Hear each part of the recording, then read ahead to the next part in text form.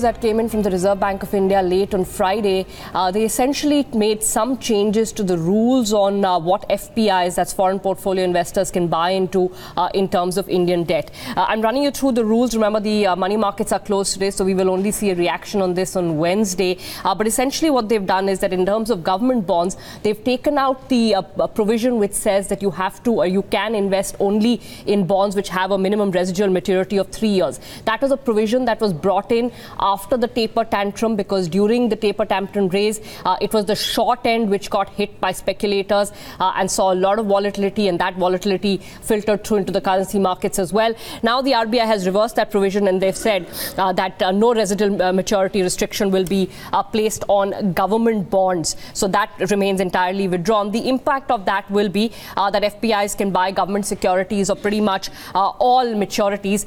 There is a bit of uncertainty as to whether T-bills will be included. It does not look like T-bills will be included because they haven't specifically mentioned T-bills. They've only said government securities. But technically, if you're removing the residual maturity restriction, then I'm not sure why T-bills should not be included. But we'll ask Vivek Rajpal about that in a minute. On corporate bonds, now what they have said is that you can buy bonds with a residual maturity of up to 1 year.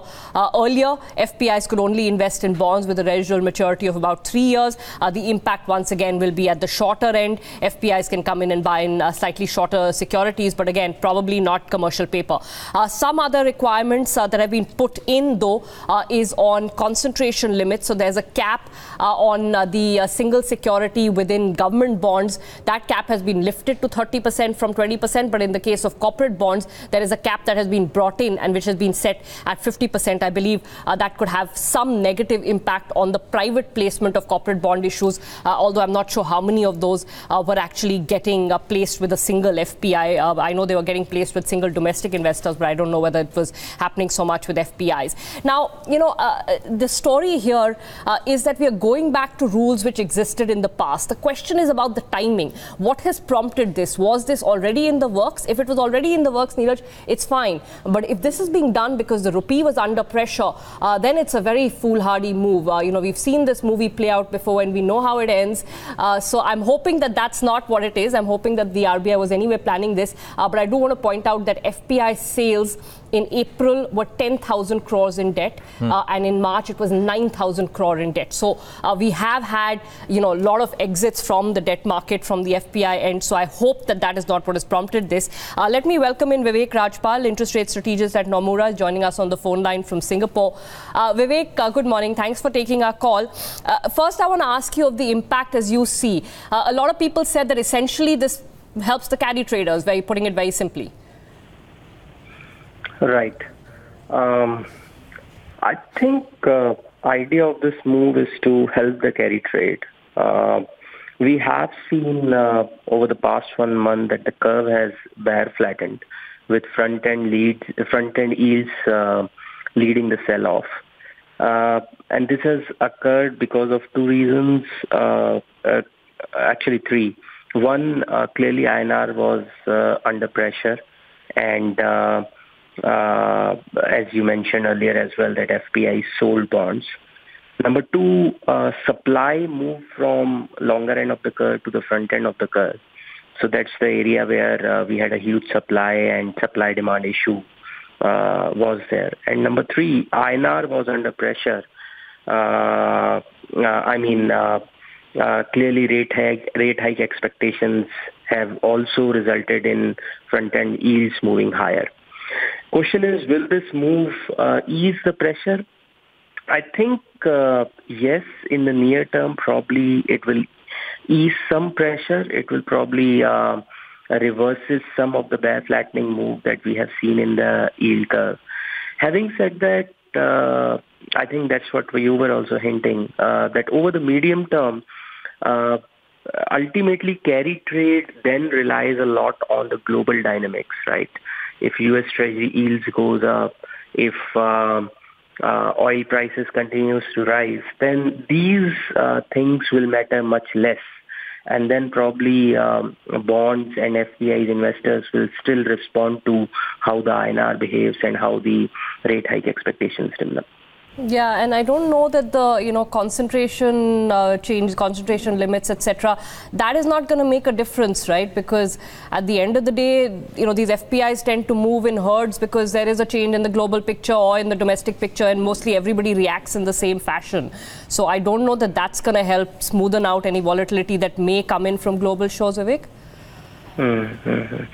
No, absolutely. I mean, I think that's a smaller part of the whole announcement, increasing the single security limit from 20% to 30%.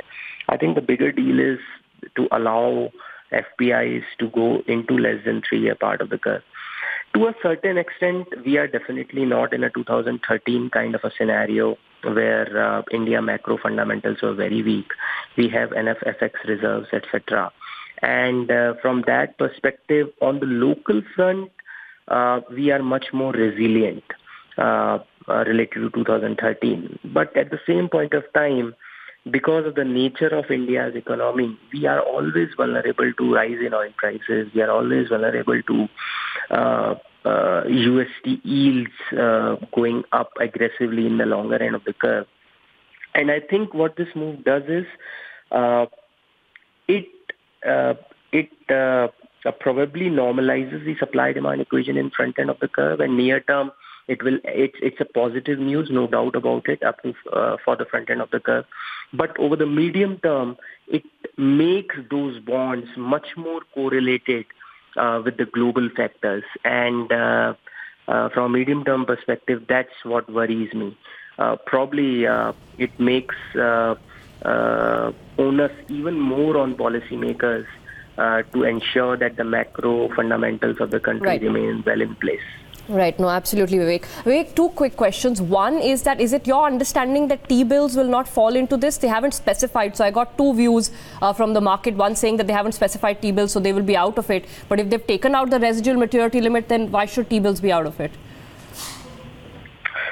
So it's not clear to me. Okay. It's not clear to me. My understanding was that it is for the government securities only. Yeah. But I myself need more clarification on that. Second point is on corporate bonds, Vivek. 2 points. One, you think the corporate, again, the 3-5-year corporate bonds will see a drop in yields because they've reduced the residual maturity there. And two, someone pointed out that, because they put in that 50% concentration limit, that could reduce the extent of private placements of corporate bonds. But I'm not sure how many FPIs were coming in with those private placement deals. Right. Ira, do you mind repeating your question? Sorry, there was an audio issue. Sorry, Vivek, I was just asking on corporate bonds, do you see much of an impact on the yields firstly at the shorter end? Yes, the first impact will be positive, no doubt about it. But again, I see this relief as very tactical relief. As I said, for it to become really a strategic relief, now we are entirely relying on the global factors. All right, Vivek, thanks for that quick call. Appreciate you taking the time to speak to us.